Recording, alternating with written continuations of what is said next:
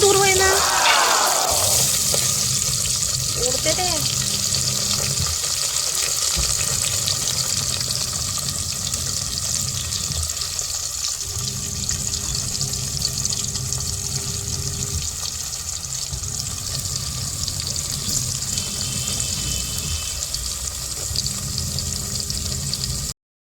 सगळं व्यवस्थित झालं आहे. मस्त करपून झालं आहे छान. कुठला पण मसाले भात असो भाजी असो की सगळं तेलात होई द्यायचं, तेव्हाच पाण्यामध्ये त्याला हे करायचं. आता इकडे मी हे तांदूळ धुवून आणले आहेत छान असे 3-4 पाण्याने. आता हे तांदूळ मी याच्यामध्ये टाकणार बघा.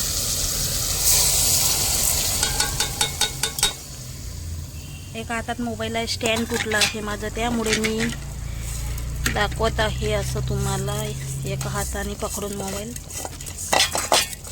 इतकं मला नाही जमत आहे रेसिपी घ्यायला, तर मी कोशिश करत आहे की रेसिपी दिसायला हवा. हे बघा आता किती छान असं दिसत आहे.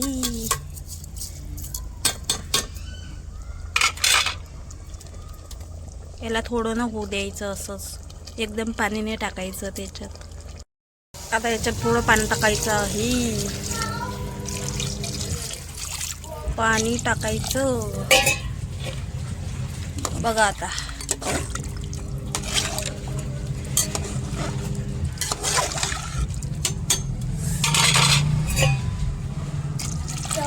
पाणी नाही टाकलं, पाण्यानं कसं शिजणार आहे.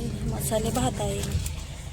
तर चला आता तुम्हाला दाखवते मी लास्टमध्ये शिजल्यावर, पूर्ण झाल्यावर.